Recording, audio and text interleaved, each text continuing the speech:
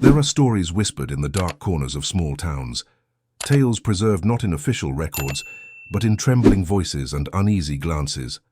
Legends born not from imagination, but from shadows of truth. And among those unsettling accounts from America's forgotten past, few are as chilling as the story of the Harper sisters. In the year 1914, Tennessee was a place where rivers carried secrets, where dirt roads stretched into silence, and where a community's sense of faith and fear bound its people together. Farms flourished across the rolling hills, children chased each other beneath the shade of oak trees, and church bells dictated the rhythm of ordinary lives. But beneath this seemingly peaceful surface, there existed a quiet terror, a story people hesitated to tell even in hushed tones. A story about two sisters who some say didn't just live among fear. They fed on it. The Harper sisters were born into a time of transition. America was bracing itself for the ripple effects of a world at war. Railroads were carving through rural landscapes, and industrial towns were beginning to emerge. But the countryside of Tennessee remained stubbornly rooted in tradition, hard work, religion, and silence when it came to matters that defied explanation. And it was within this silence that the sisters' reputation would grow, turning them into figures of fascination, dread, and whispered curses. It is said that even as young girls, their presence unsettled those around them. Margaret, the elder, carried herself with a sharpness in her gaze, as though she could see further into a person's heart than they wished to reveal. Eliza, the younger, was quieter, softer in her manner, yet her silence often struck others more deeply than any words could. Wherever they went, unease followed like an invisible cloud refusing to dissipate. Neighbors would later whisper that their very presence seemed to feed off the discomfort of others, as though they drew vitality from the fear they provoked. People often try to rationalize peculiar behavior in children. They'll say, oh, they're just strange, they'll grow out of it, or they're different but harmless. And for a time, that's exactly how the community of Greene County coped with the Harper girls. They told themselves the sisters' odd stares and odd silences were nothing more than quirks. But underneath the excuses, they knew something was wrong. Something about the Harper household did not align with the rhythm of the town. The Harpers lived on the outskirts, in a weather-beaten farmhouse with peeling white paint and shutters that always seemed closed even in bright daylight. Their father, Thomas Harper, was a stern man of few words, known more for his unpredictable temper than his warmth. Their mother, Abigail, was frequently ill, frail, withdrawn, and rarely seen outside. It was said the girls were left to their own devices far too often, wandering the fields and woods, as though the land belonged to them and them alone. And for reasons no one could explain, animals seemed to avoid the Harpers' land. Birds fell silent on the fence posts, dogs cowered at their gate, and horses refused to be led down that road. By 1914, the sisters were entering their late teenage years, and with adolescence came something darker, an intensification of the unease they spread. It wasn't just their stares anymore, or the way they lingered too long in silence. Stories began to emerge of small, inexplicable misfortunes that seemed to follow wherever they appeared. A crop failure in a neighbor's field, a fire that sparked from nowhere, livestock falling sick without cause. The town, hesitant as always, avoided placing blame directly, but the quiet linking of events spoke louder than any open accusation. And through it all, there were the sisters watching, listening, always near enough to notice the discomfort their presence provoked. But what truly unsettled the townsfolk were the glimpses of something deeper in the girls' behavior. They didn't laugh the way others their age did, nor did they cry. They didn't join the other children, nor seek out suitors as was expected of young women at the time. Instead, they seemed to study people, quietly observing reactions to suffering, to fear, to grief. And sometimes, just for a fleeting second, someone would catch the faintest trace of what could only be described as satisfaction. It is from those observations that the legend began to take shape. People said the Harper sisters did not simply exist alongside fear. They nurtured it, drew strength from it. Some whispered that the sisters sought out those whose hearts carried uncertainty, as though fear itself was a nourishment their souls craved. Whether such claims were superstition or truth, no one dared ask directly. It was easier, after all, to let silence reign than confront what might be too dreadful to name. But silence does not last forever. Not in small towns, not in places where whispers ripple through the fabric of everyday life. And soon enough, events would push the community past silence and into suspicion, then into terror. It began with disappearances. At first, they were small, almost insignificant on the surface. A farmhand who didn't come home, a traveling salesman who was never seen again after passing through town. In 1914, disappearances in rural America were not uncommon. Accidents, foul play, or simply the unknown dangers of travel in such times. Yet, as the missing names slowly accumulated, one detail gnawed at the hearts of Greene County's people. Many of the missing were last seen passing near, or speaking with, the Harper sisters. Coincidence, perhaps. But to those who had already seen shadows in the girl's behavior, it was no coincidence at all. Fear spread. Whispers turned into quiet warnings. And children were cautioned to stay away from the Harper's land. But fear, once it takes root, has a way of growing into something that controls not only the present but also the future. And in 1914 that fear was about to ripple outward, attaching itself to every corner of the Harper sisters' lives, until the line between truth and legend would blur forever. The story of the Harper sisters is not about monsters in the night, nor about spirits or demons. It is about flesh and blood daughters who lived in flesh and blood Tennessee, yet carried with them something that made their neighbors tremble. This is a story about fear, how it spreads, how it consumes, and perhaps how it sustains. And in the year that marked the height of their legend, 1914, Tennessee would never look at the Harper sisters the same way again. Fear, once it takes hold, rarely stays confined. It grows, it spreads, and in a small community such as Greene County, Tennessee, fear traveled fast. By the early summer of 1914, whispers about the Harper sisters had shifted into something louder, something no longer hidden among neighbors, but muttered in church pews, on front porches, and in hushed gatherings after services. Folks might not have dared speak their suspicions directly to Thomas Harper or his daughters. But the collective unease was now too heavy to conceal. Every legend requires a spark, some event that transforms unease into conviction. For the Harper sisters, that spark came with the disappearance of Samuel Pritchard, a local farmhand employed just a mile from the Harper property. Samuel was young, only 21, strong, and well-liked by the townsfolk. He was a dependable worker, often seen in the early dawn driving cattle or fixing fences. His absence was noticed immediately. On the 10th day of June, Samuel was sent to deliver a cart of tools that needed repair to the blacksmith in town. He never arrived. His horse returned hours later dragging the empty cart, reins frayed as though torn in a struggle. Search parties were organized, combing fields, riversides, and every trackable trail miles in each direction. Yet Samuel was never found. Had it been only Samuel, perhaps people might have spoken of bandits or of an accident, tragic but explainable. But what unsettled the minds of Greene County was the last reported sighting. An elderly widow swore she had seen Samuel earlier that afternoon, on the dirt path that led past the Harper farm. She recalled seeing him slow his horse, tipping his hat respectfully toward two figures standing by the fence. Margaret and Eliza Harper. That was the last moment Samuel Pritchard had ever been seen. The widow's words were never published in any local paper.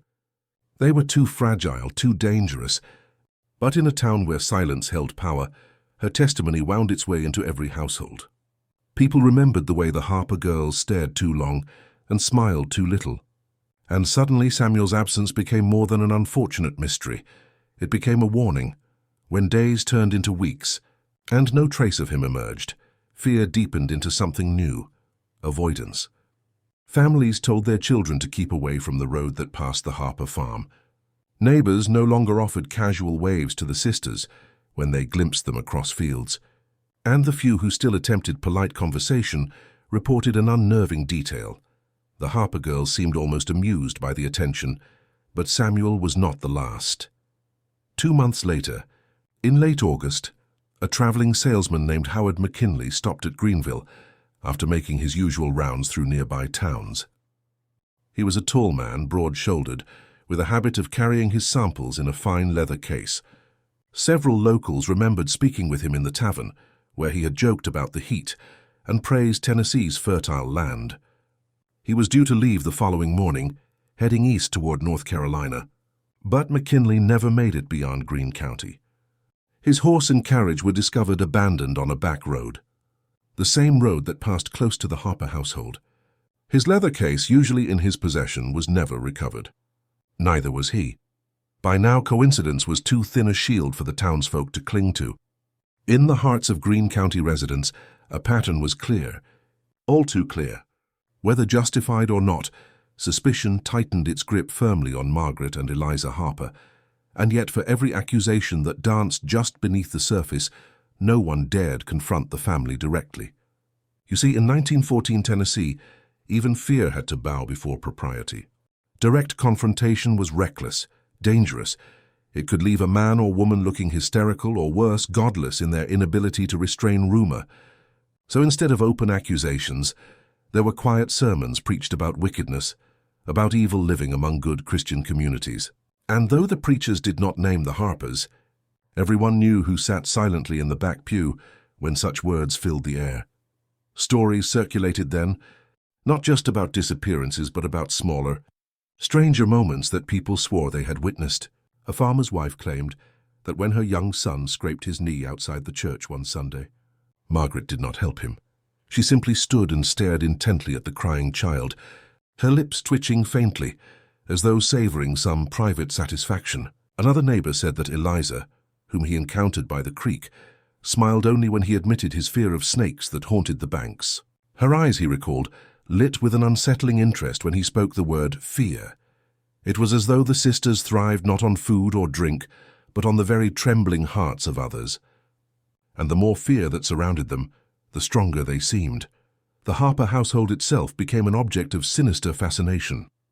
The shutters still remained closed, the barn seemingly unused despite reports of late-night noises. Lantern lights were seen flickering at hours when most families were fast asleep, shadows moving strangely behind their curtains. Some swore they heard singing, though no words were decipherable, just the faint hum of notes that unsettled even from a distance. As autumn crept into the hills and the smell of drying leaves filled the air, tension in Greene County reached unbearable heights. Parents began escorting their children to school. Volunteers stationed themselves by church doors on Sundays. It wasn't protection from invasion or thieves people feared. It was the lingering, silent dread conjured by two young women who walked the same earth, breathed the same air, and yet seemed born of something entirely different. It was during this anxious season that another tragedy pushed matters toward open conflict. On a cold October evening, Sarah Whitaker, only 14 years old, vanished while walking home from a quilting circle hosted in town. Her path was short, barely half a mile along the southern road. She never arrived. By morning, searchers blanketed the fields, lanterns swinging in the mist. Her bonnet was found beside the road. No tracks, no body, no Sarah. This time grief cut too sharp for whispers alone. The Whitakers were a well-regarded family, and their grief turned quickly toward anger. Though no evidence tied Sarah's fate to the Harpers, the community's collective suspicion surged into near certainty. Mothers clutched their children tighter. Fathers loaded rifles they kept by the hearth. And in every darkened living room, there rang a silent understanding. The Harper sisters had gone too far. But herein lay the strange truth of the Harper legend, the lack of proof. There were no witnesses beyond glimpses, no physical evidence beyond the direction of vanished footsteps. To accuse them outright was to risk being dismissed as overcome with superstition. Still, rumors hardened into something close to belief, that Margaret and Eliza didn't simply unsettle, they consumed. That when others trembled, weakened, or cried, the sisters fed. Was it metaphor born of fear, or was it literal? A truth too horrifying for families to admit aloud. Whatever the answer, by late 1914, Greene County was divided between those desperate to act and those terrified of what might happen if they did. To speak against the Harper sisters publicly was to risk their wrath, or worse, to risk being marked as the next to vanish. And through all of this, the girls themselves did not cower, nor hide from the stares and suspicion. Instead, Margaret walked the town streets with her head held higher than ever, her gaze deliberate and probing. Eliza, quieter, lingered in corners, watching conversations unfold like a scientist observing a reaction. Their behavior seemed only to confirm what the people already feared, that fear itself was their nourishment, their sustenance, their secret. No one could have imagined just how far events were about to spiral, or how the Harper sisters' reputation would become cemented not through half-truths, but through one final night that would throw Greene County into darkness. For on the horizon, beyond the vanishing of Samuel, Howard and young Sarah, there waited a gathering storm, a moment when silence, suspicion and fear would combust into violence, forever engraving the name Harper into Tennessee's macabre folklore. And so the town waited. Fear tightened its grip. And in the Harper farmhouse, with its shuttered windows and flickering lanterns, Margaret and Eliza waited too. For what, no one yet knew. But the answer would come, and Greene County would never forget.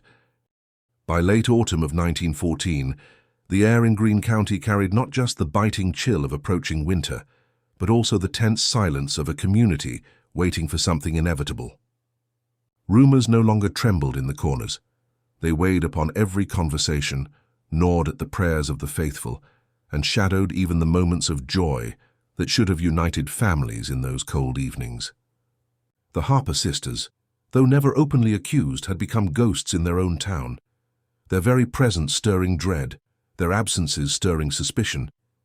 To the people of Greene County, the way Margaret and Eliza carried themselves seemed almost like defiance. And perhaps even worse, it felt like mockery. The Whitaker family's grief over young Sarah's disappearance had shifted the balance in Greene County. Samuel Pritchard's absence had sparked suspicion, and Howard McKinley's disappearance had planted fear. But Sarah's loss ignited anger. Her child was different. A child, innocent and blameless, could not be swallowed by silence without leaving behind rage that could not be contained. For the first time, the men of the community began to talk openly of gathering, of demanding answers, though no one used words like confrontation or violence. They didn't have to. The meaning was understood. It began with hushed meetings after Sunday services, when the church halls emptied and men lingered outside beneath the barren trees. It echoed in the tavern, where whiskey loosened tongues and allowed braver words to surface. "If the law won't come, we'll do what the law's too blind to see," some muttered in the dim light. Even the sheriff, old Henry Blackwell, seemed uneasy when his name was drawn into these conversations. He was a man who valued order above all else, but order itself was disintegrating under the weight of rumor.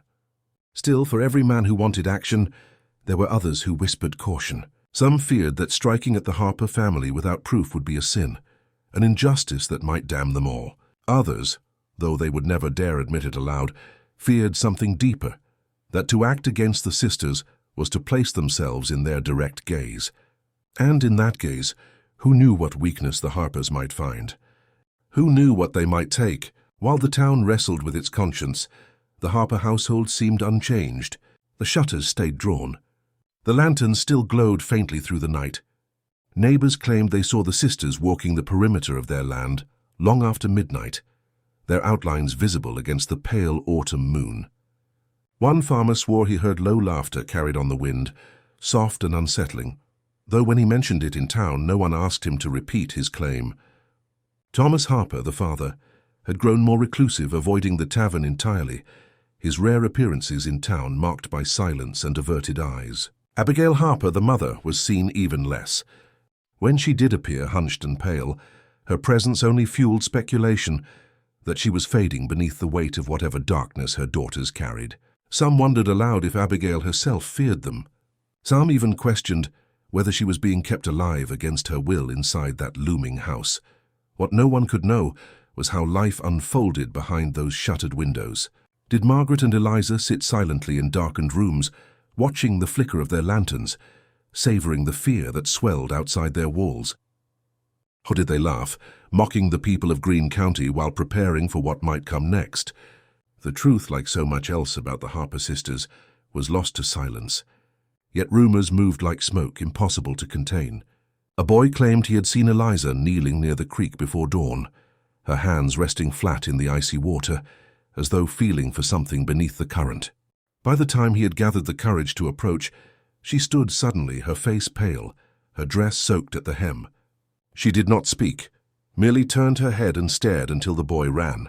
Another tale came from an elderly farmer who swore he stumbled upon Margaret in the woods, watching from behind a tree while two children played nearby. When confronted, she said nothing. She only smiled, and without a word walked deeper into the forest until the shadows swallowed her. The stories varied, as legends often do. Yet in every telling, in every detail, there was one consistency. The Harper sisters appeared always where fear was already present, or where fear would soon follow. The breaking point arrived in November, on a night when frost glazed the earth and the sky stretched with sharp, bright stars. A small group of men gathered in the back room of Green's Mercantile, a place usually reserved for tallying accounts. That night, it became the chamber for something far heavier. There were 7 of them altogether, farmers, fathers, men who had buried friends and feared for their own children. They spoke quietly but with conviction. Samuel Pritchard, Howard McKinley, Sarah Whitaker. Their names hung over the room like the toll of a church bell. They talked of searching the Harper property, of demanding answers, of pressing Thomas Harper to explain what none of them could understand. They spoke of rifles and lanterns, of the sheriff's likely refusal to join them. And though no man explicitly spoke the word lynching, it lingered there, unspoken but present, in the air between one man's clenched fist and another's worried shake of the head. One man, Elias Turner, voiced the fear they all shared. If we wait any longer, it won't just be neighbors or strangers gone. It'll be our own blood. But another, Nathaniel Crow, countered with the dread that bound them just as tightly. If we go to that house and we're wrong, we'll carry that sin to the grave, and so will our children. The Lord don't forgive murder built on suspicion. The meeting ended in silence. No final decision, no binding agreement, just the shared knowledge that something had to give. And soon, the very next morning, as though answering the men's secret gathering, the Harper sisters appeared in town together. Margaret and Eliza walked side by side down the main street, their dresses neatly pressed, their steps deliberate. People watched from storefronts, from across fences and porches. Few spoke.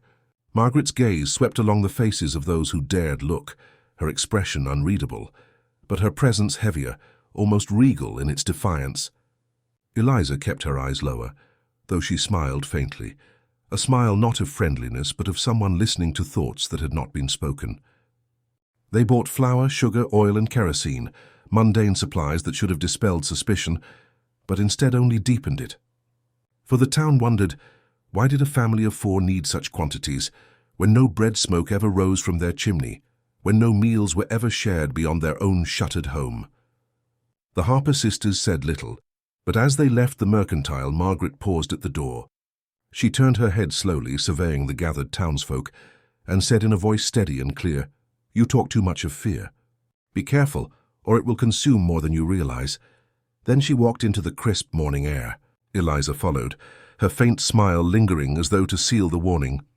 That moment, the sisters' open words, spoken without shame or secrecy, spread through Greene County like wildfire. It was no longer only about fear, no longer about mystery. It was a challenge, a spoken acknowledgement of power, of awareness of their place within the town's darkest suspicions. To some, it was proof enough that the sisters were dangerous. To others, it was simply confirmation that the family no longer cared what people whispered. Either way, the balance tipped further toward confrontation. And so, as winter descended upon Tennessee, the people of Greene County stood on the edge of something inevitable. Tension like a storm cloud gathered above their heads, waiting for lightning to strike. The Harper sisters, whether guilty or not, had become the center of a legend now too large to contain. And in legends, once fear takes full shape, it does not vanish quietly. It erupts, it destroys, and it leaves scars that linger far longer than truth itself. The question was no longer if Greene County would act, but when. The first frost of winter clung to the fields of Greene County as December took hold. Smoke curled from chimneys, families gathered around their hearths, and the hum of preparation for the harsh months ahead filled the town. Yet beneath this season of necessity, the people lived in dread. Winter was, after all, a time of survival, and no one doubted that the Harper sisters, too, were preparing for something. Though what exactly that was, no one dared imagine. The memory of Margaret's warning in the mercantile still lingered in every household. You talk too much of fear. Be careful, or it will consume more than you realize. The words seemed to echo even sharper in the pale stillness of winter, their weight carried from one retelling to another. To the more devout, they sounded like a curse. To the practical, like a threat. And to the parents who tucked their children tightly under quilts at night, they sounded like an omen, a promise that more grief was yet to come. The men who had gathered before in secrecy now returned to one another in openly restless conversations. Their patience, already stretched thin by silence, began to splinter. Whispers turned into firm declarations. If the Harpers would not confess, they must be forced to.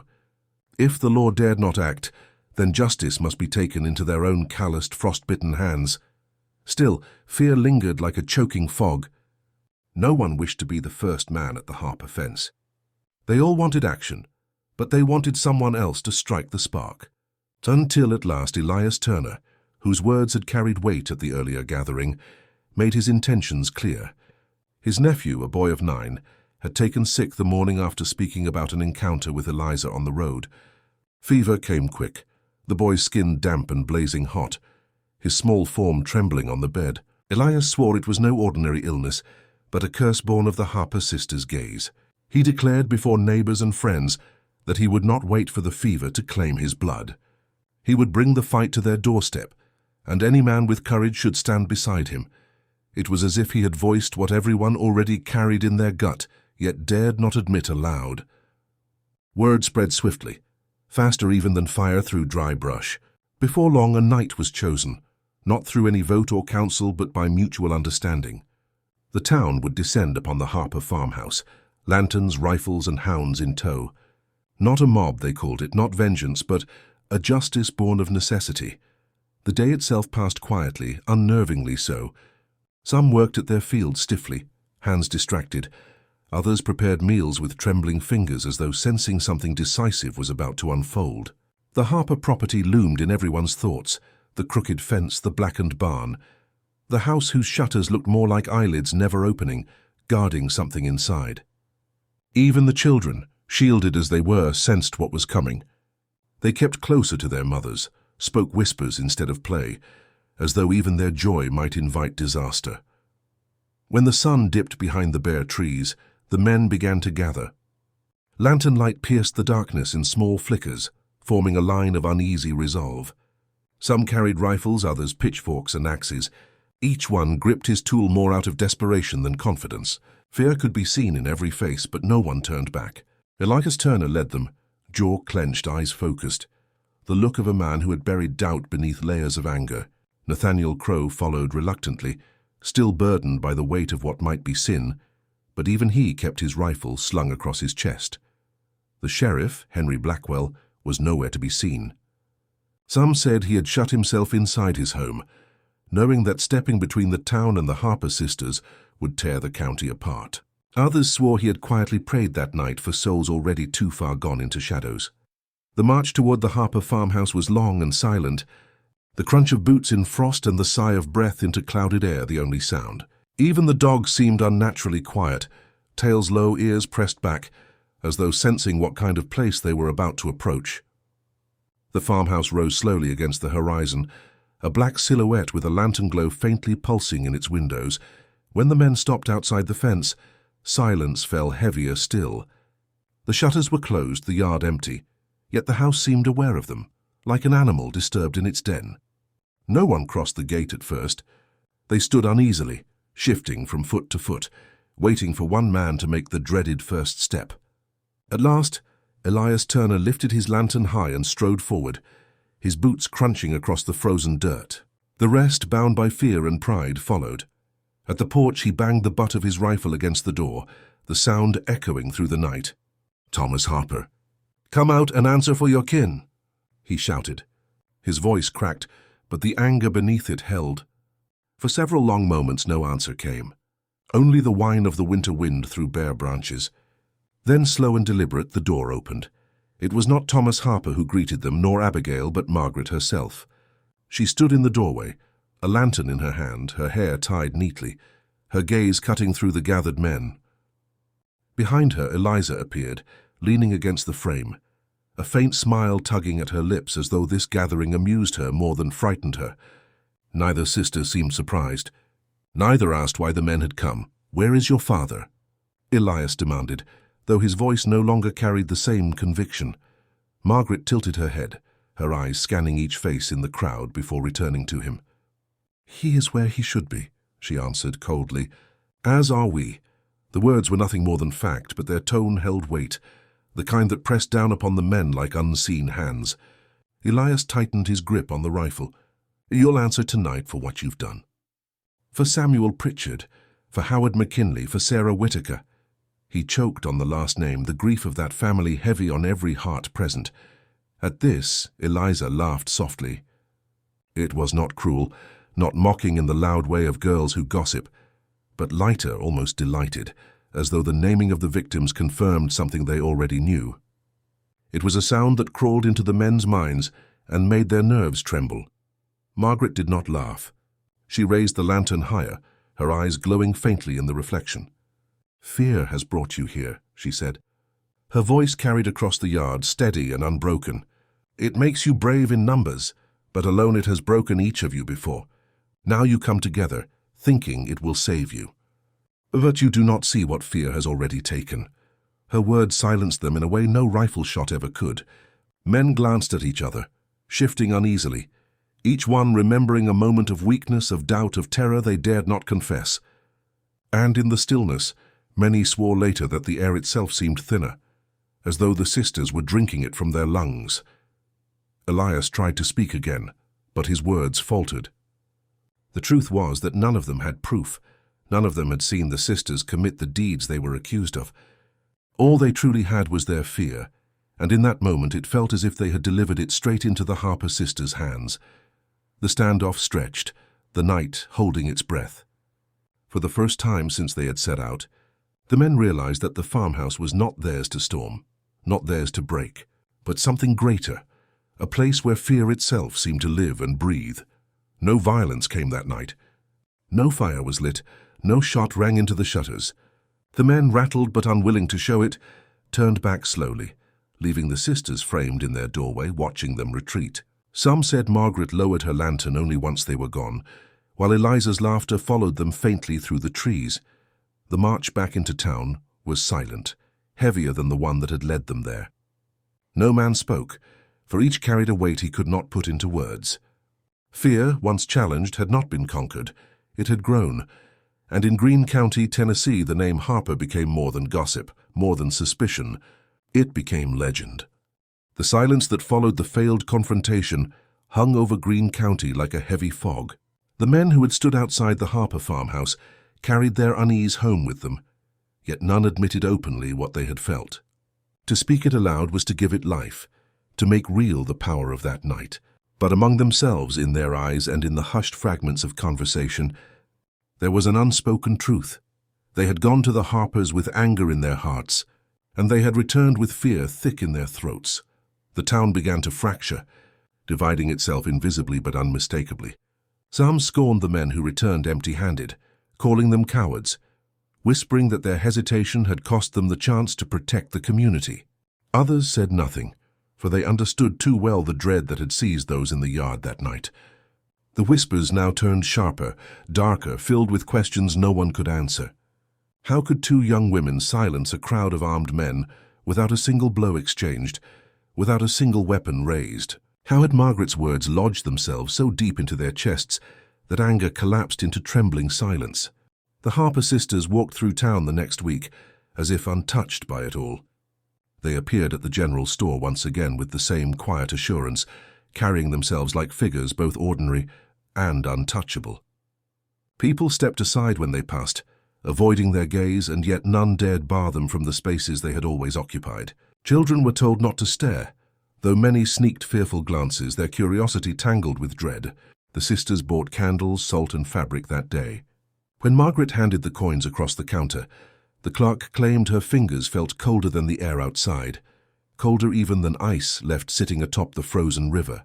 He told the story later, swearing his hands tingled for hours afterward. Life, in its stubborn way, moved forward. Farmers still tended their animals. Women still attended their quilting circles. Church bells still rang on Sundays. But beneath it all, fear festered, so deeply entwined with daily existence, it was as though the whole town had been infected. The Whitakers stopped coming to service, too hollowed by their grief. Samuel Pritchard's parents, grey and withered from sleepless nights, were seen staring long at the Harper property when their wagon passed on the road. The travelling routes grew thinner. Salesmen bypassed Greenville altogether. It was not only the missing that cast a shadow, but the reputation itself. Fear had narrowed the world of the town, pressing everyone into tighter silence and smaller routines. Then came the tragedy that would finally break Greene County's fragile restraint. It was midwinter, a January night so bitterly cold that frost feathered across every window, and the breath of horses rose in white clouds against the black. The Whitakers' youngest boy, Thomas, only 8 years old, disappeared from his bed. The window of his room was found open, the snow at the sill undisturbed except for a set of faint impressions leading outward. Too shallow to be clear footprints, but enough to suggest someone or something had passed. His blanket was draped near the threshold as though tugged behind. The family's frantic cries carried into the night until the whole neighborhood became aware. Neighbors lit lanterns, joined the search, combed the nearby fields and creek. Hours passed. Cold gnawed through coats, but no trace of Thomas was found. By dawn, the town was in uproar. Searching parties moved farther into the countryside, driven not only by grief, but by a growing need to prove what they already feared. Thomas Whitaker had been taken. And though there was no sighting to confirm it, no tracks leading directly across the property, suspicion clung to one place, one house, one family. The Harper sisters. This time hesitation did not hold. Where before the men had faltered, now grief and fury surged beyond reason. The cry for action spread quickly, sharper in tone, unmistakable in meaning. Mothers pressed their children close, fathers armed themselves, and all the while the cold wind howled through the county like an omen. By afternoon another crowd had formed. Many were the same men who had marched once before, but this time there were more of them. Some too young, some too old, each face etched with rage that blotted out fear. Elias Turner stood among them again, his nephew pale but recovering at home. Nathaniel Crow, though still carrying guilt, carried his rifle too. The sheriff once more was absent. It was as though he had vanished into his own silence, unwilling or unable to shoulder a storm that had been gathering for months. As night fell, the men moved again toward the Harper farmhouse. But this time the scene was different. There was less quiet determination, more raw noise. Voices rose in anger. Boots struck heavier against frozen ground. Lanterns swung wildly in the dark. They were no longer sneaking under cover of fear. They came like an army, righteous in anger, desperate in determination.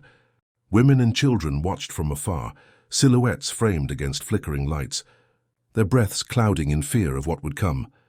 The Harper farmhouse loomed larger against the winter sky, its roof slick with frost, smoke curling thinly from the crooked chimney. No shutters moved. No door creaked open at their approach. Yet the men felt it, the house alive, aware, waiting. At the fence no one paused this time. Elias Turner forced the gate, its rusty hinges screaming into the night, and the men surged forward across the yard. Some shouted threats, some prayers. All carried their fear in the grip of weapons clenched tighter than ever before. They reached the porch as a single force, boots ringing heavy on the wood. Elias raised his rifle to the door, then struck it open with his boot. The crash echoed like thunder. Inside, the house was darker than expected. The lanterns that had so often been glimpsed through shutter cracks were nowhere to be seen. Shadows stretched across walls, strange and sharp, despite no obvious light.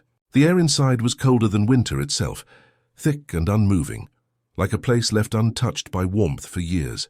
The men shuffled inward cautiously, lanterns raised high, rifles at the ready. The parlor was empty. No fire in the hearth, no chairs disturbed, no sound but the creak of the wood beneath their steps.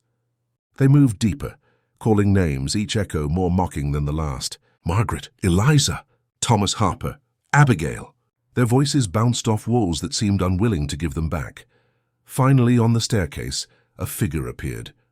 It was Margaret, standing motionless, her dress neat, her face calm. The same calm that had unnerved them at the doorway weeks earlier. In her hand she held no lantern this time, no weapon. Only her gaze, unblinking, steady as stone. Eliza emerged slowly behind her, both hands resting lightly on the railing, her faint smile curling at the men's intrusion. Neither sister spoke, but their silence spoke louder than any cry. What happened in that house would never be told with clarity. Every man who left it alive later gave a different account. Some swore they saw shadows move independently of the lanterns, stretching longer than the walls allowed. Others claimed their rifles grew too heavy to lift. Their arms weakened as if strength itself had been drained from them. A few insisted they heard whispers in voices they recognized, the voices of Samuel Pritchard, of Howard McKinley, of Sarah Whitaker, though no one could agree on the words. What all accounts shared was this: the Harper sisters did not run, did not scream, did not plead. They stood steadfast as the men trembled around them, their presence itself more terrifying than any violence could have been. And into that silence, a fear settled so absolute that even the angriest among them felt his courage rot away inside. When the crowd stumbled back into the yard, some swore the sisters had not moved at all, still watching from the staircase. Others claimed Margaret had spoken one line that seared into their memory: "Fear belongs to us, and you have brought more than enough." By dawn, the farmhouse stood untouched. No torch had been thrown, no blood spilled, despite all the fury that had marched there the night before. The men returned hollow, ashamed, and yet too terrified to speak of what had truly held them back. Greene County awoke to find that the Harper sisters had endured untouched once more, and that the legend had only grown darker. And so, silence returned. But it was not peace. It was the silence of defeat, of submission, of a community realizing that anger could not conquer fear, and perhaps never would. The aftermath of that night weighed on Greene County like a shroud. No fire had been set, no blood had been spilled, and yet the men who returned from the Harper farmhouse were changed in ways too deep for words. Their faces looked older, their shoulders stooped lower, and their voices, once quick to speak of justice, fell into uneasy silence. They had gone to end a legend, but instead they had become part of it. In the weeks that followed, the town carried on outwardly as before. Work needed to be done, food gathered, and families cared for during the bitter stretch of winter. Yet beneath every chore rested a deeper tension, the sense that the people of Greene County had been measured, tested, and found wanting. They had marched in anger, but they had returned in fear. And fear, once it rooted itself, grew wild. Children whispered to each other in schoolrooms, spinning stories of the Harper sisters, walking miles through the night, unseen but watching. Farmers sat in silence by their fires, staring too long at the flames, remembering the house on the hill and the still figures on the staircase.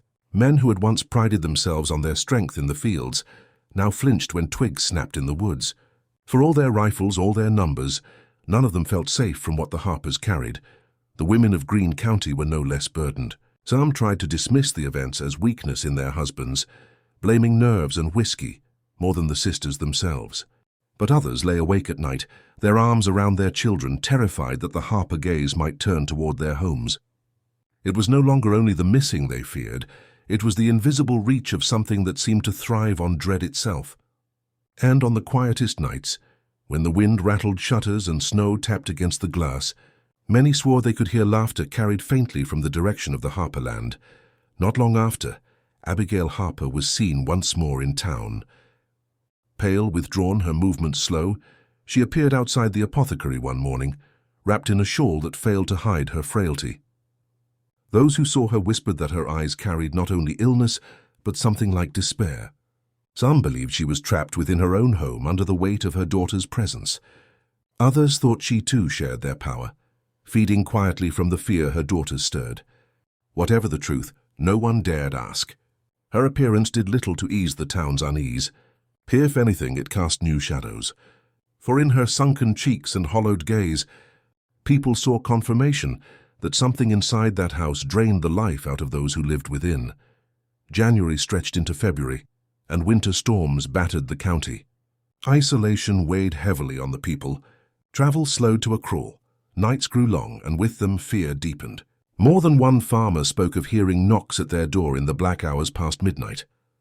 When opened, no one stood waiting, only empty snow and the outline of distant hills.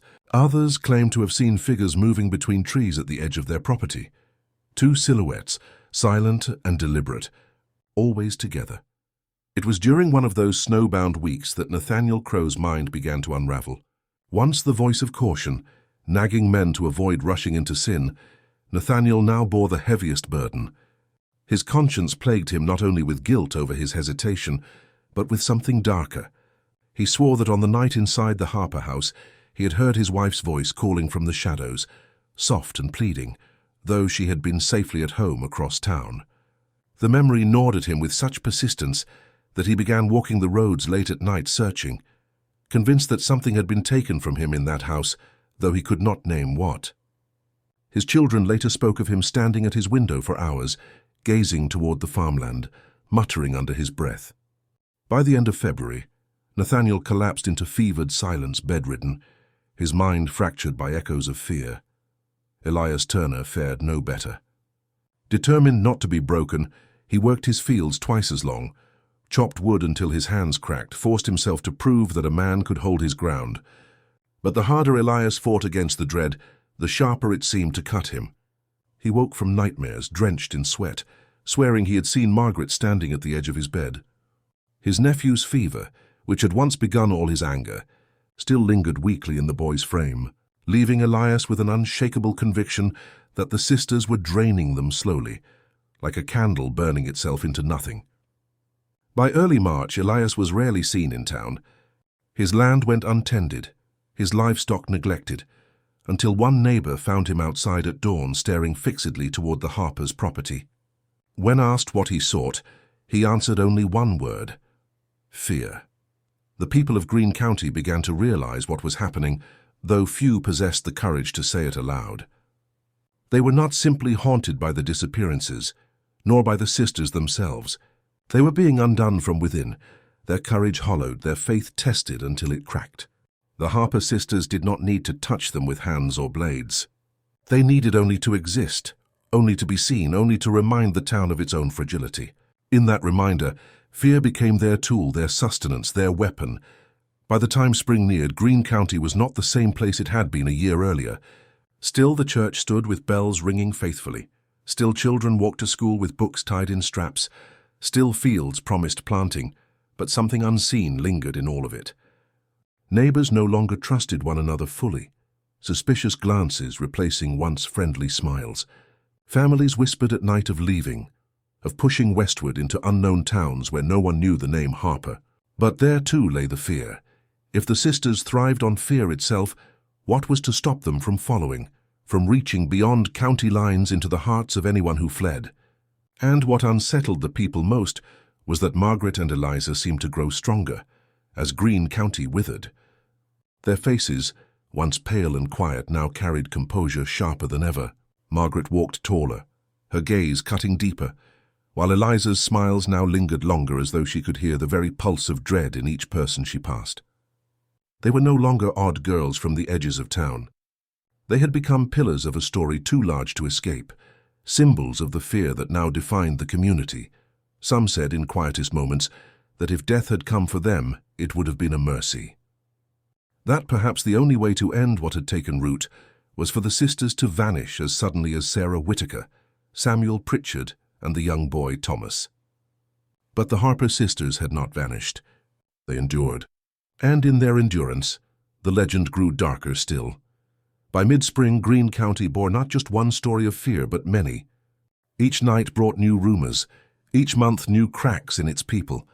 And though men still carried rifles and locked their doors, inside themselves they began to admit what none could bear in public, that fear itself had become their master, and in feeding it, the Harper sisters had claimed them all. By the time spring came to Tennessee in 1914, Greene County was no longer the town it had once been.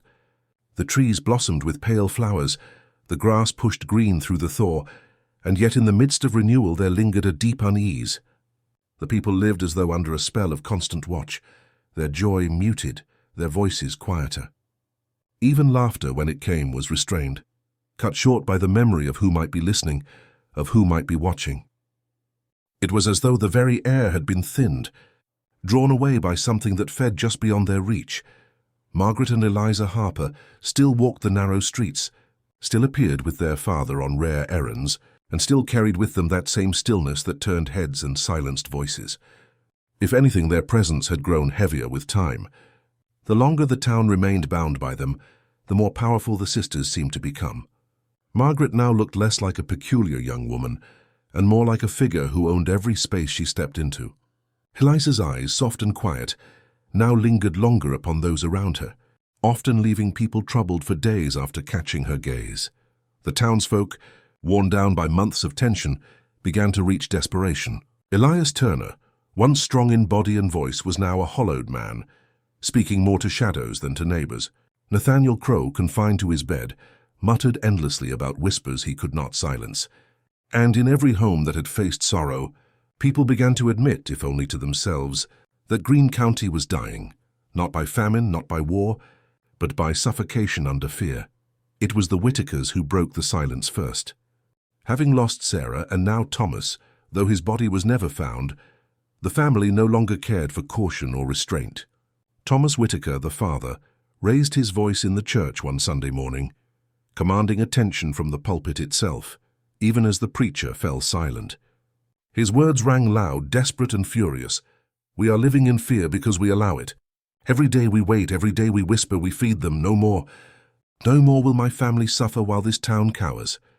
The congregation erupted, cries of agreement and mutters of dissent filling the air, until the pews hummed with chaos. But that declaration, bold and unshaken, marked a new beginning. People were no longer satisfied with restrained suspicions. The Harper sisters had become a living curse, and curses in the minds of Greene County could not be reasoned with. They had to be purged. Another gathering was called, larger than before. This time, it was not tucked away in the back of a mercantile or whispered in corners. It was open on the steps of the courthouse, where nearly the whole town gathered. Women clutched children close, men carried rifles openly, and even boys barely of age held pitchforks or axes. The town's decision had been made not by logic, but by survival. The Harpers must be confronted once and for all. Not everyone agreed. The preacher, voice trembling, warned that violence would only condemn them further, that wrath was no way to banish fear. But his words fell hollow against the pounding of anger in men's hearts. They had buried enough children, mourned enough neighbors, and lived too long in silence. Action, they told themselves, was their only salvation. On the evening of May 3rd, Greene County moved as one body toward the Harper land. This was no small band, no secret march of hesitant men. This was the town itself, faces hard, lanterns blazing, rifles gleaming in the twilight. Women walked among them too, not all armed but present, their eyes resolute, refusing to be left behind again. Children were left behind with the elderly, instructed to bolt the doors, keep the lamps lit, and pray until dawn. The approach to the farmhouse was like the march of an army, the glow of lanterns spreading across the fields, the sound of boots heavy and unrelenting upon the road. Yet even as their numbers swelled, unease clung to them. The dogs pulled back on their leashes, whimpering. The horses balked and refused to step closer toward the bent fence line. Some men whispered prayers under their breath, gripping charms or small crosses to steady their nerves. When they reached the yard, the house was waiting. Every window shutter sealed tight, the roof shadowing pale light from the fading sky. The silence around it was unnatural. Not a bird, not an insect, not even the rustle of wind stirred the edges of the fields. The house stood as though sealed within its own vacuum, untouched by the spring night around it. At the porch, Thomas Whitaker himself stepped out before the crowd, his face gaunt, fire blazing in his exhausted eyes. "We end this tonight," he declared, and lifted the rifle in his hands. He pounded on the door once, twice, before driving it open with the butt of his weapon.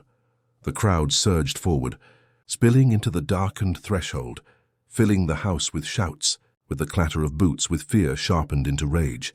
Lanterns swung wildly, their glow revealing walls coated in smoke stains, furniture untouched by use, and the stench of mildew that seemed to cling to everything.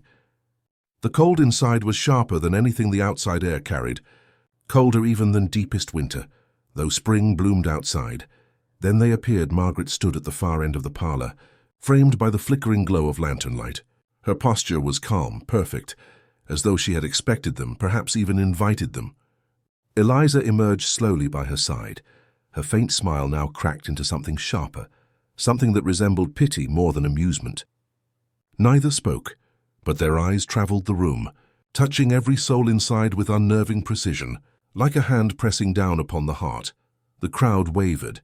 caught between the fury that had brought them and the weight that froze them now. Men who had shouted curses outside fell to silence, mouths dry. Women who had come prepared to strip the house with fire found their torches trembling in their hands. And still the sisters watched, unmoving.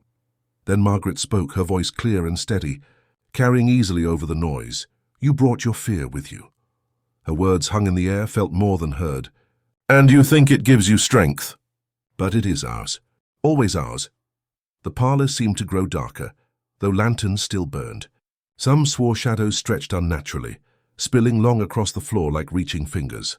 Others swore they heard voices speak from the walls, voices of the missing, though no mouths moved among the living.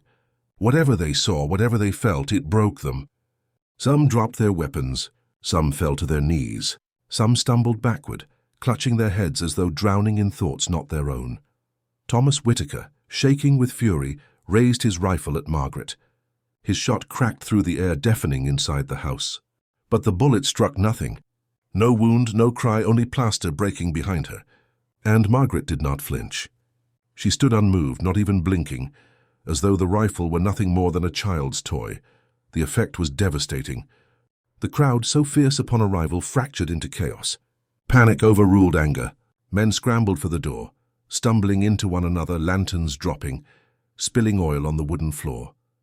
Women dragged their kin out with desperate hands. Children screamed outside as the escaped voices reached them. The Harper sisters did nothing but watch, silent and still. Their presence itself enough to break a town into pieces. By the time the last of Greene County's desperate army fled into the night, the farmhouse stood untouched once more. No fire consumed it, no shot scarred its walls beyond plaster, no hand had laid strike against its inhabitants. The people had come with anger, and once again, they had left with nothing but fear, and when the townsfolk looked back from the safety of the road, they swore they saw the sisters standing in the doorway, Margaret tall and silent, Eliza smiling faintly at the chaos that had just unfolded. The house flickered with faint lantern light as though alive, and the town realized that Greene County had lost its battle. From that moment forward, the Harper sisters no longer needed to defend themselves, for Greene County, in its failure, had given them something far greater, a legend that would endure long after the men, the women, and the children of that place were gone.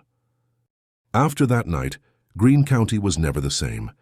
The people had marched together, certain that their numbers, their fury, and their righteousness would overpower whatever darkness lingered in the Harper land. Yet they had returned in disarray, their anger scattered like dust in the wind, their pride shattered. Some had dropped rifles in their flight, others had abandoned lanterns that still burned when dawn came. All carried with them the weight of defeat. The farmhouse itself became an untouchable place.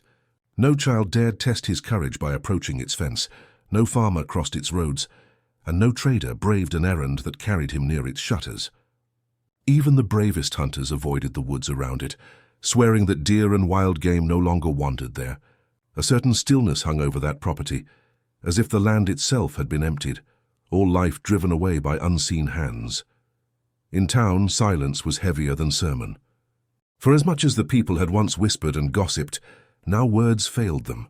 None wished to confess that they had seen shadows move where they should not, heard voices that should not exist, felt fear stronger than any anger could overcome. They could not tell their children why torches had not been thrown, why rifles had failed. To admit the truth meant admitting their powerlessness. And so the silence itself bred a new kind of terror, one that hollowed the town from within. Families drew closer into themselves, suspicion spreading inward.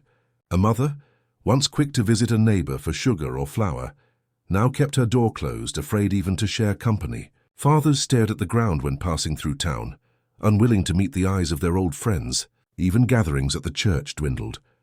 For people feared that looking another in the eye would reveal what they had seen in that house, the trembling reflection of their own weakness.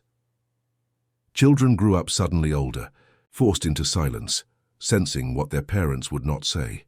They too whispered of the Harper sisters, not as girls who lived in the county, but as figures larger than life, creatures of story who fed upon the very breath of Greenville. Fear became a kind of inheritance, passed down in looks and in silence, but the sisters themselves did not hide. Margaret and Eliza walked as they always had, appearing in town with quiet composure, Their steps measured, their eyes unflinching. If anything, they seemed even more certain of their standing. Margaret's gaze struck deeper into the souls of those who dared pass her by, a gaze that made even strong men falter. Eliza's faint smile, stretched thinner now, seemed to carry a private amusement no one could name. They bought the same supplies as always: flour, salt, kerosene, though still no smoke rose from their chimney. Still no farm work was ever seen upon their land. And with each appearance the town's silence deepened. The Harper sisters, unchallenged and unchanged, had won simply by surviving. It was then that smaller tragedies began to fester, almost overlooked because the town had grown numb to grief. A cow found dead without cause in a frost-covered yard. A child waking nightly with screams he could never describe. A woman found wandering the edge of the woods at dawn, unable to recall how she had left her bed. Each incident bore no proof, yet each was tied by whispered logic back to the sisters. And every time the fear they provoked grew thicker, like ivy crawling across the walls of the county.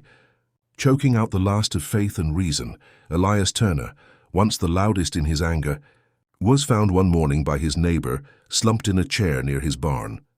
His eyes were open, fixed toward the distant Harper property, but no breath left his chest. No wound marked his body, no illness had plagued him. It was as though his life had slowly been drained, leaving only an empty shell behind. His funeral was quiet. The prayers rushed, the mourners subdued. Many believed his heart had given way, though others whispered that the Harper sisters had finally claimed the last strength from a man who had dared stand against them. The Whitakers, too, crumbled under the weight of what they had lost. The parents, aged beyond their years, no longer showed themselves in town. Their home became shuttered, its yard unattended, their fields turning wild. Neighbors said they would hear weeping through the night, rising like prayers uncollected by heaven. And though sympathy remained, sorrow curdled also into anger. Families began to ask what use it was to pray, to labor, to hope, if all roads led back to the same shadow. It was in that bitterness, in that hollow fury, that Greene County began to turn upon itself. Men accused neighbors of cowardice. Women accused one another of fueling gossip. Children quarreled more violently than before. Hunger, exhaustion, silence, these had become the weapons of fear. The Harper sisters did not need to lift a hand. They had set a fire once, and it now spread freely, unchecked. By summer of 1914, the county was dying in spirit. Families packed wagons in quiet haste, seeking refuge in distant towns, abandoning homes that had been theirs all their lives. Each departure hollowed the place further, each empty house a testament to the hold of the Harpers. The town streets grew quieter, its gatherings thinner, until Greenville looked less like a living community and more like a shell, abandoned and waiting for grass to reclaim it, and yet the Harper sisters remained. Their father, Thomas, appeared only rarely, his figure bent and silent, as though burdened by knowledge too heavy to share. Abigail, worn thinner with each season, was seen only once that summer, standing just behind a shutter as people passed. The sisters themselves showed no change of health, no withering from age or worry. They seemed untouched by the despair surrounding them. Untouched, perhaps even strengthened. The legend spread beyond Greene County then, carried by traders and travelers who spoke of a cursed town, of sisters who fed on fear itself. Some claimed they visited only once and never returned. Others said they avoided Tennessee entirely, refusing to cross near the ridge where Greenville rested. Local preachers in neighboring towns included the story in their sermons, warning their congregations of sin and darkness. Yet though many feared the tale, few dared seek the truth directly. For to see Margaret and Eliza with one's own eyes was a burden no stranger wished to carry. So the town collapsed inward. Windows stayed dark. Paths grew over with weeds. Silence seeped even into daylight. And all the while the Harper farmhouse stood as it had always stood, shuttered, still watching. By autumn's turn, many began to believe Greenville would vanish entirely, its people scattered, its homes abandoned, its fields useless. The Harper sisters, they said in hushed tones, had claimed more than neighbors. They had consumed the whole of Greene County, its soul, its hope, its very will to fight, and there was no one left who dared stand. Yet one night would still come, one final act, when the suffering boiled into desperation too sharp to contain. For even under the weight of fear, a people cannot sink endlessly. They will break or they will lash out. And Greene County was not yet finished with its story. Not while the Harper sisters walked its roads and cast their shadows through its silence. The collapse had reached its deepest point. Soon everything would converge in one last unforgettable night. By the close of 1914, what remained of Greene County no longer resembled a thriving town, but rather a hollow carcass of its former self. The shops stood half empty, their shelves thin. The tavern echoed with fewer voices than ever, and whole families had packed their wagons and vanished down the roads, leaving behind houses like shells abandoned by fleeing creatures. Where once the town had lived by the rhythm of church bells and the chatter of neighbors, now it lived under the shadow of silence. And yet, silence could not last forever. A town cannot wither under fear alone without some final breaking point. What happened next did not come from strength or righteous unity. It came from desperation so raw that it no longer cared for consequence. It began with another disappearance. A boy named Henry Caldwell, only 12, vanished one October evening while running an errand to deliver milk across town. His mother waited at the door for hours, calling his name as the lantern ran low, but the boy never appeared. By morning his hat was found caught in the fence along the road near the Harper boundary. Nothing else. No tracks, no trail, no sign of struggle. Just absence. The town's grief would have been unbearable on its own, but grief was no longer new to Greene County. What made this different was that the Caldwell family refused to quietly submit to fear. In raw anguish, Henry's father stormed into town, demanding action. His fists pounding against the courthouse doors, his voice carrying across the square. "If we allow another child to be taken, we deserve the curse that's upon us," he cried. His rage cracked through the silence that had bound the people too long. Unlike before, hesitation faltered. The anger struck fresh, and others too could no longer endure. Farmers, broken and gaunt from worry, raised their rifles once more. Mothers carried torches, their eyes burning not just with grief but with fury hammered hard by loss. Those who remained in Greene County were already ruined in spirit. Therefore there was nothing left to lose, and so as the autumn wind screamed across the hills, the people gathered once more, not to confront with words, not to demand with questions, but to end. This time, the fear that had crippled them no longer mattered. For beyond fear, there was nothing left but rage, and rage is a fire that does not bow. On the night of October 29th, the town marched toward the Harper farmhouse in greater numbers than before. They came with crosses, lanterns, axes, and pitchforks, rifles slung across shoulders, voices raised not in mutters but in shouts. The sisters' legend had grown too large, their power too suffocating. This was not about proof anymore. This was about survival. The farmhouse rose out of the dark like a looming beast, its shutters sealed tight, the pale light of a lantern flickering through one window on the second floor. The fields around it lay barren, hushed, no sound of crickets, no flutter of birds. The crowd surged to its fences, no longer pausing, no longer racked by hesitation. Breath smoked against the air, lantern flames whipped against the wind. They crossed the yard as one. No man stood back. No woman faltered.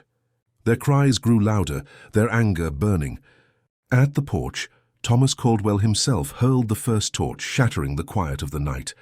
Flames licked against the wood, sputtering in the damp air, crawling hungrily along the planks. Shouts followed, more torches thrown, fire blooming against the farmhouse exterior. For the first time, Greene County struck first, striking not at shadows, not at whispers, but at wood and walls. But then the door opened, slowly, calmly. Standing there was Margaret Harper, the glow of flames painting her face in an orange hue, her eyes reflecting not fear, not even anger, but certainty. Eliza appeared just behind her, her smile wider than ever before, curling upward as if the scene before them was one they had awaited all along. The fire crackled. The mob screamed, but both sisters stood utterly still. Margaret stepped forward onto the porch, and her voice rang out above the wind and the crackle of flame. "Do you still not see? Fear is all you are, and you bring us more and more." The words broke through the mob like a knife, but this time rage was too heavy to be swallowed whole. Caldwell shouted back, voice breaking, "You'll take no more of our children," and raised his rifle. Others joined in, crying loud, voices raw, built not on courage but on desperation. Shots rang again through the night, rifles firing into the sisters standing before them. But as before, there was no scream, no cry, no collapse. The sisters did not fall. Lantern light flickered and bent, shadows stretched unnaturally across the yard, and a coldness swept through the crowd, sharper than the October wind. Those closest to the porch felt it first, the sudden weakness in their arms, the tightness in their chests, the sensation of air itself being pulled from their lungs. Torches dropped, rifles clattered, cries warped into silence. Eliza's laughter cut through it all, not loud, not brash, but soft, melodic, like the chime of a bell, yet twisted. It carried across the yard, climbing into the ears of every soul, weaving itself into their terror. Margaret did not laugh. She only stood firm, her gaze surveying the mass of people, the weight of their fear feeding her, filling her, making her presence larger than life. Some tried to flee, stumbling backward into the fields, only to collapse upon the dirt, as though their very strength had been drained mid-stride. Others swung their weapons aimlessly, striking at shadows that retreated before impact. The fire, their one weapon of choice, burned only wood, climbing but failing to consume the house entirely. The farmhouse seemed to stand defiant against it, its boards glowing but not giving way, as though protected by something thicker than timber. In the chaos, a few swore they heard voices woven into the wind, voices of the lost. Samuel Pritchard calling for help, Sarah Whitaker weeping, young Thomas whispering their names. Whether it was truth or madness, no one could agree. But the weight of it broke whatever resolve remained. The mob that had arrived united quickly collapsed into fragments, desperate souls scrambling into the dark. Abandoning rifles, torches, and even kin, the night fell into chaos, fear ricocheting through the fields, panic scattering voices into the night. By dawn, the Harper farmhouse still stood. Its walls bore blackened scars from torches, its porch scattered with dropped weapons and churned mud, but still it endured. The sisters, unseen by morning, were rumored to have watched from the windows as the mob retreated. Some swore they saw Margaret lit by pale lantern glow, Eliza smiling faintly as though savoring every last ounce of terror. Greene County, broken and humiliated, never rose again. This second failure crushed them in a way no other blow could. Families left quickly in the weeks that followed, wagons groaning under what little they salvaged, their faces gaunt, eyes shadowed. The few who stayed lived in silence, their voices whispers even in daylight, too tired to resist, too fearful to fight. And the Harper sisters remained. Their house, scarred yet standing, still overlooked the fields. Their presence, unshaken, untouchable, grew only stronger. They had claimed the town's courage and with it its spirit. Greene County had tried to rid itself of its fear by fire and steel, but instead it only deepened it, turning defeat into legacy. The Harper sisters did not need to lift a hand. They had not chased, they had not struck, they had not slain. They had simply endured, standing as figures of fear, drawing strength from every attempt to defy them. By the end of 1914, their name was no longer just a whisper in Greene County. It had become a legend of Tennessee itself, a tale told beyond borders of the county, spreading across the land, sharpened into folklore filled with dread. And still, the farmhouse stood. By the winter of 1914, Greene County had become a place ghosted by its own silence. The second attempt to destroy the Harper sisters had broken whatever will remained in the hearts of its people. Families, already weary from seasons of dread, sold their livestock, packed their wagons, and vanished down the dusty roads one by one. The main street that once clamored with voices and wagons now echoed with emptiness, storefronts shuttered, windows coated in dust. By the turn of the year, Greenville was less a community than a graveyard of abandoned houses, each standing hollow, broken by time and fear. But the Harper farmhouse remained untouched. Through frost and thaw, through nights of heavy wind that rattled the shutters of every other home, their house stood steady on the ridge, its lantern light flickering faint in the windows like a heartbeat that would not cease. Some passing traders swore they could see figures moving behind those shutters, still pacing at night, still watching. Some claimed they heard laughter, when none should have been awake, carried strangely clear across fields by the wind. None lingered long on those roads. Those who remained behind in Greene County were changed forever. A handful of families too poor to leave clung to their lands, but their lives resembled neither their past nor their neighbors. They lived behind locked doors, kept to themselves, and walked quickly along roads as though each step carried unseen eyes upon them. The church bells no longer rang. The tavern never reopened, and even children who should have played in the meadows grew solemn and reserved. The Harper sisters had stolen more than breath or blood. They had stolen joy, courage, and the very rhythm of ordinary life. The fate of the survivors became legend as well. Elias Turner lay in his grave, said to have died staring toward Harper Land. Nathaniel Crow withered in his bed, his mind lost to whispers until he passed silently that winter. The Whitakers, once defiant, vanished from their home without announcement. Some claimed they fled in the night, others that they simply became one more disappearance tied to the sisters. Whether gone to another county or gone to something darker, no one ever knew. And still Margaret and Eliza remained. Always side by side, always silent when they wished, speaking only when their words cut like knives. Their father, Thomas, passed quietly during the first frost of the new year. His grave was marked only by a simple stone near their property, and no funeral was ever held. Their mother, Abigail, was seen less and less, until at last she vanished altogether.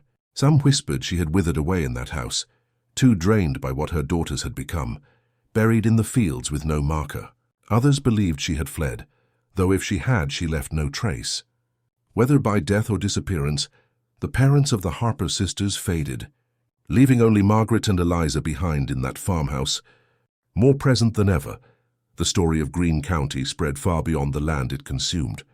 Travelers carried whispers of a cursed place in Tennessee, of sisters who fed not on food, but on fear itself. Newspapers in small towns as far as Kentucky and Georgia published short blurbs about the desolate county, where churches stood empty and families fled, though such reports never lingered long on details. Preachers across state lines spoke of sin in their sermons, warning congregations of unseen darkness that thrived on weakness. By the time America marched toward war overseas, Greenville had already become a casualty of its own battle, one fought not on foreign soil, but within its own borders, against its own terror. Long after, those who passed through Greene County recalled the sight of it: farmhouses broken by weeds, barns sagging, the rust of abandoned tools littering fields. But when their eyes reached the ridge where the Harper farmhouse stood, they spoke of something different. Unlike the rest, it never rotted, never bent with weather, never surrendered to age. Its shutters still closed, but its frame solid, its roof secure, as though time itself refused to claim it. And always the uneasy certainty came of being watched, of being measured by a gaze unseen from behind the glass. What became of Margaret and Eliza Harper, no record preserved. Some said they endured for decades more, keeping to their land, their presence alone enough to keep Greene County empty. Others claimed that one spring, long after the town had emptied, the lanterns in their windows were seen no more, and the house itself fell into complete silence. Yet even then no one dared enter. Farmers who passed nearby would not touch their fences. Hunters refused to enter those woods, and no curious youth ever proved bold enough to claim they had stepped inside. The house remained whole as though waiting.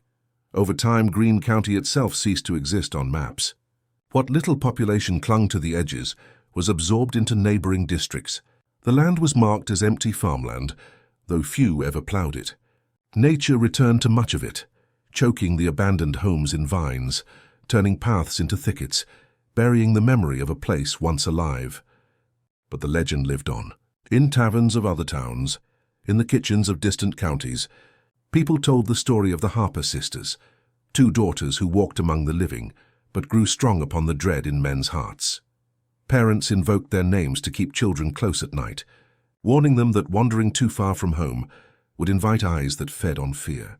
Travelers repeated the tale to pass the time on dark roads. Sometimes the sisters became villains born of sin, sometimes victims of their father's cruelty or their mother's illness, sometimes avenging figures wielding the weakness of others against them. The details shifted, but at the center remained the same: Margaret and Eliza Harper, whose silence was heavier than words, whose gaze hollowed out the soul, whose laughter broke men more surely than weapons. Was it truth? Was it merely the exaggeration of superstition around disappearances and personal tragedy? Those who sought to dismiss the story pointed out that no evidence was ever found, no bodies recovered, no crime proven. Perhaps, they argued, it was nothing more than gossip that rotted into legend. Yet others, with eyes steady and voices low, insisted that they had seen the house, felt the stillness, heard the echoes of fear that lingered in the very air. And in that insistence, the legend held its power. By the time generations had passed, Greene County was remembered less for its farms and its people, and more for the story of two sisters in a shuttered farmhouse, who outlasted bullets, fire, and rage, because what they fed upon could never be destroyed. Fear itself could never be buried, and wherever fear endured, their story would persist. Even now, over a century later, travelers in Tennessee sometimes glance uneasily toward forgotten ridges, toward shuttered houses, toward places unmarked on maps. Some swear they feel eyes upon them, though no figure stands nearby. Some claim to hear faint laughter in the wind, like the echo of a voice not meant to be carried. Few stop to look deeper. Fewer still would ever dare knock. And so the Harper sisters live on. Not in flesh, perhaps, not in bone, but in story, in terror, in the weight that presses upon hearts in the dark. Margaret and Eliza were not slain by mobs. They were not driven from their home. They endured. And in enduring, they became more than women, more than daughters. They became legend. The macabre legend of the Harper sisters remains one of Tennessee's darkest inheritances, a reminder that fear, once sown, never truly dies. It lingers, it feeds, it waits, and sometimes it wears the face of those we least expect, young, quiet, familiar, yet carrying something untouchable, something eternal. And though Greene County is gone, the memory of Margaret and Eliza Harper endures, whispered in dark rooms, shared on cold nights, carried endlessly forward. For legends such as theirs do not require witnesses. They require only fear. Every family hides secrets, some so dark they should never see the light of day. Here, we open the doors to those shadowed pasts, uncovering hidden crimes, silent pacts, and stories that echo like ghosts through the halls of memory. If you've made it this far, it means you also carry that forbidden curiosity. So don't hesitate. Subscribe to the channel now, turn on the bell, and follow our next revelations. Because every day, new secrets emerge, and only those who dare to face the truth remain to hear them.